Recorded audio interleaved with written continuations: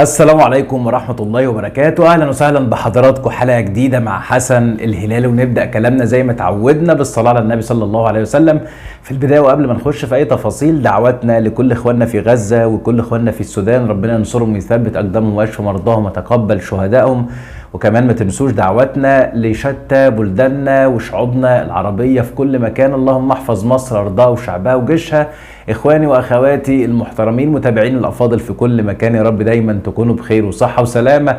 لو أول مرة حضرتك تنورنا يسعدنا اشتراكك في القناة، فعل الإشعارات علشان يوصل لك كل حاجة جديدة فضلا وليس أمرا. ما تنسوش تعملوا لايك للفيديو، ويلا بينا نخش بقى على طول في التفاصيل. النهارده نتكلم في حاجات كتيرة جدا، ولكن خلونا نرد في الأول على مجموعة جات لنا في التعليقات، ومجموعه كبيره جدا. حضراتكم اختفيتوا في موضوع حوارات، ما تتكلموش في مشكله حمدي ومحمد. انتوا خفتوا من تهديدات الاخ حمدي اللي طلع بيها على الانستجرام، وفعلا طلع ويطلع سكرينات لقفل قنوات كتيره. خلونا اقول لحضراتكم ان المشكله زي ما انت شايفها بالظبط. وضع بعد موضوع الصلح ما فيهوش اي حاجه جديده، ولكن مش ده الحاجه الوحيده اللي تخليني انا كشخص بطلت الكلام في مشكله حوارات بالتحديد. لما حمدي طلع وطلب من الناس على الرغم من اعتراضي على الطريقه بتاعته، لاني ممكن اقدر حاجه زي كده ان هو خسر حاجات كتيره جدا بخلافه مع اخواته، وهو الراجل راح علشان يصلح ويصحح الاوضاع.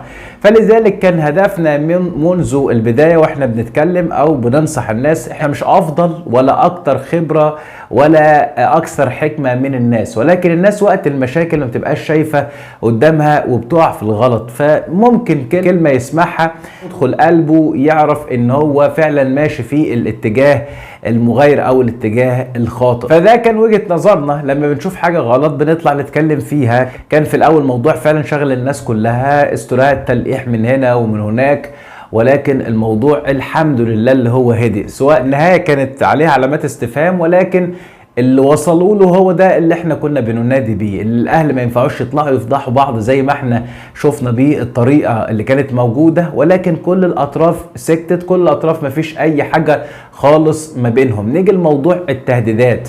اولا اعيد الجزئيه اللي قلتها في الاول، انا كقناه انتقاد ماليش دعوه باي حد تاني. يمكن انا بطلع واتكلم في المحتوى اللي بيطلع قدام حضراتكم، لدرجه هاخد بعض التعليقات اللي بتجيلنا من بعض المتابعين اللي انت في سيبك من اللون الرمادي او الطريقه اللي هي مش عارفين فيها وجهه نظرك، اللي انا بس بعرض لحضرتك الموجود فقط دون الانحياز لطرف من الاطراف، وان كان الجميع منصاع او باين تأييده لطرف، فاحنا ما بنهاجمش طرف على حساب التاني، لا احنا بنطلع نتكلم في الحاجات اللي طلعت قدام الناس كلها. فلذلك الواحد الحمد لله بيحمد ربنا، مش موضوع اللي هو يخاف من كلام هو قاله، يخاف من ربنا سبحانه وتعالى. لا فعلا ان يكون الكلام ده هو اساس فتنه واشتعال واحتقان ما بين النفوس وما بين الناس وما بين بعض، لا كلام حاجه صعبه جدا، وخصوصا على منصات التواصل الاجتماعي. كل واحد فتح قناه علشان تكون مصدر الرزق، سواء كان جانبي بسبب متطلبات الحياه اللي بقت صعبة جدا على الناس، فأكيد هيخاف على أكل عيشه وعلى القناة دي. وأنا واحد من الناس أنا بخاف على القناة بتاعتي، لأن أنا تعبت عليها جدا ومحدش ساعدني عليها، ولا طلعت على كتاف أي حد أو حد يعني كان داعمني في الموضوع ده، بفضل الله سبحانه وتعالى، ثم بفضل المتابعين المحترمين اللي موجودين. كنا يعني سنة بسنة بنشتغل وبنينا لو اسمه صغير في عالم السوشيال ميديا، ولكن أساسا لكل الناس اللي تتكلمنا عن اللي انتوا وعملتوا وسويتوا او حصل منكم او خوفكم او احنا ما كناش بنتكلم اساسا بطريقه فيها هجوم على اي حد، غير ان احنا بنتكلم في الصح والغلط والمعروف. هو بنفسه طلع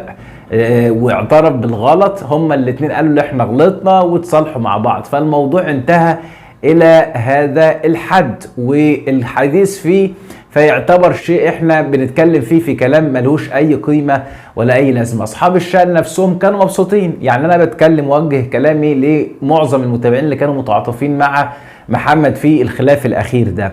محمد بنفسه طلع مبسوط والفرحه مش سايعاه بسبب زياره اخوه ليه، وان هو راح لغايه هناك، فدي كانت حاجه كبيره بالنسبه له. ولكن انا عايز اتكلم النهارده في اختفاء محمد حورات بعد الصلح، عوده زياد والسعاده الكبيره اللي كان عليها اخواته، كمان تغييرات الدكتور يحيى. خلونا نبدا في الموضوع الصغير بتاع الدكتور يحيى. يمكن كنا شايفين الفترة الأخيرة بدأ يعمل محتوى مختلف، كان بينزل المحتوى ده على قناة الحاج جابر، فالناس كلها كانت بتقول خلاص إذا كان يحيى أخذ القناة دي فالمفروض اللي هو يغير القناة باسمه هو أو باسم البرنامج اللي بيعمله. وبالفعل يحيى غير القناة بتاعت إمبراطورية الحاج جابر للدكتور يحيى. طبعا دي خطوة كويسة، وأنا بقول إن من زمان وحاصل موضوع تقسيم للقنوات، فالدكتور يحيى خد القناه دي وشغال عليها ما شاء الله في عالم تاني غير العالم بتاع اليوميات او الفلوجات او الكلام ده كله. راجل عامل محتوى مختلف، حابب يقدم شيء من الافاده للمتابعين اللي عنده. ده الحاجه الاولى. شفنا طبعا زياد وغيابه لمده شهر عن بيت، وده طبعا اثار علامات استفهام كبيره، وفي ناس اتكلمت في الموضوع ده كتير لغايه ما طلع والده وقال على اللقاء اللي حصل ما بينهم. فهل كان في مشاكل بسبب ان زياد راح زار والده ولا الحوار بالظبط؟ اعتقد ان احنا اتكلمنا في الجزئيه دي، ولكن عوده زياد امبارح كانت بتبعث بمجموعه من الرسائل، واولها اللي هو رد عليها في الفيديو نفسه، قال ان مفيش اي مشاكل، ولكن انا كنت بحضر لمحتوى جديد ومحتوى مختلف وكنت مركز فيه جدا، فكنت بعيد عن البيت. ولكن الطريقه اللي هو يبعد بيها عن اخواته علشان يركز في محتوى جديد، وخاصه ان جده اول ما رجع ساله على امتحاناته وعامل فيها محتوى جديد وتفكير وتركيز في عز الامتحانات، فدي حاجه صعبه جدا يا زياد. يعني ما شاء الله ربنا يكرمه. الراجل بقاله فتره بيتكلم عن المنصه الجديده اللي مشارك فيها والمحتوى المختلف، وشايفين الفترة الأخيرة بدأ يكون في اجتهاد على قناة أم زياد من الأولاد والحاج جابر. الحاج جابر كان مبسوط بعودة زياد وكان فرحان جدا، ولا فرحة إخواته اللي احنا شفناها من أكتر الفيديوهات الفترة الأخيرة اللي حسينا فيها فعلا بريحة حوارات القديم. شوف الولاد الصغيرين عملوا حاجة عجبت الناس كلها، لدرجة اللي أنا بقول إن دي رسالة للناس الكبيرة اللي كانت مختلفة.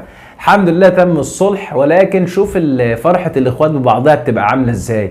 الأخ قوة وسند وعكاز اللي احنا كنا شايفينه أهي غلطة بنتعلم منها. طيب نيجي للحاجة الأخيرة والحاجة اللي الناس كتيرة جدا بتسأل عنها، هو فين محمد وآلاء؟ ما بيظهروش ليه حتى على حسابهم على الانستجرام بعد ما حصل موضوع الصلح؟ ومحمد وآلاء تماما اختفوا، ما لهمش اي اثر. طبعا ما فيش اي اخبار بالنسبه للموضوع ده غير ان الناس عايزه تطمن عليهم، ولكن اعتقد ان محمد لما بيغيب الفتره دي، يمكن من فتره غاب شويه اختفى شويه كان مسافر، فهل محمد بيحضر لسفريه؟ وهل حوار عوده اخوه مباشره صد رد اللي هو ما يقعدش عنده هناك ان هم هيروحوا عنده لتركيا؟ فمن ده ممكن وارد بصوره كبيره، ولكن ان شاء الله يكون المنح خير وما يكونش فيه اي مشاكل او اي حاجه تعوق محمد وآلاء ان هم يطلعوا المتابعين. الناس عايزه تطمن عليهم، وخاصه بعد موضوع ان كل حاجه رجعت وهترجع بالتدريج كما كانت. طيب ربنا يصلح حال الجميع يا رب العالمين. بصراحه الواحد يبقى حزين وزعلان للمشاكل اللي ما بين افراد العيله. يعني احنا اتكلمنا في الفيديو اللي فات عن عيله آل داوود والمصايب والكوارث اللي بتطلع منها، وللاسف الشديد يعني الناس اتكلمت عن مشاكل عيله الحاج جابر، مع ان اللي طلع في الفتره دي كلها مش لا يضاهي طبعا السنين من الخلاف اللي موجود على السوشيال ميديا، ولكن لشهره العيله الموضوع تحول مره واحده لترند كان فيه اهتمام من ناس كتيره جدا، متابعينهم ما شاء الله كتار، فكان الناس محتاجه تفسيرات لحاجات كتيره كانت غامضه الفتره اللي فاتت، ولذلك الموضوع كان مهتم بيه ناس كتيره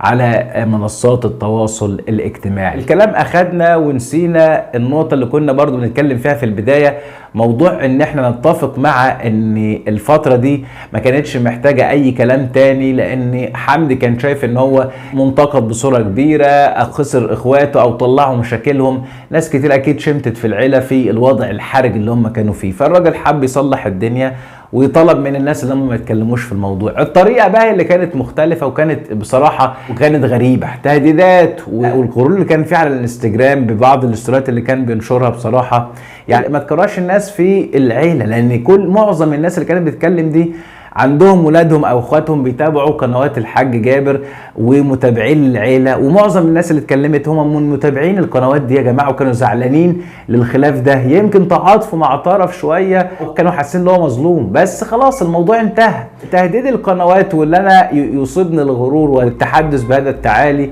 فربنا سبحانه وتعالى بيقول ولا تمشي في الارض مرحا ان الله لا يحب كل مختال فخور. ربنا مدينا قدره او امكانيه لحاجه لا نتعالى بهذه القدره او الامكانيه. ربنا سبحانه وتعالى يعني في ايده كل شيء، والكمال لله وحده سبحانه وتعالى. الناس اشتغلت على الموضوع ده وكذبت اكيد منه، ولكن الموضوع طالع من الاساس منين؟ الفكره ان معظم الناس كان بيتكلم ان العيله دي، كان دايما لما نطلع نتكلم في خلافات عائليه نقول ان عيله الحاج جابر ما شاء الله مشاكلهم مش موجوده، وخاصه الفتره الاخيره دي كلها يعني مفيش مشاكل طلعت على العيله من بعد فتره وفاه ام زياد والمشاكل اللي كانت مع ابو زياد، والعيله كل واحد مركز في محتواه ما شاء الله. شايفين القنوات يعني حتى لما استقلوا بقنوات مختلفه القنوات بتزيد باعداد والناس بتحبهم، فالناس بتدور عليهم.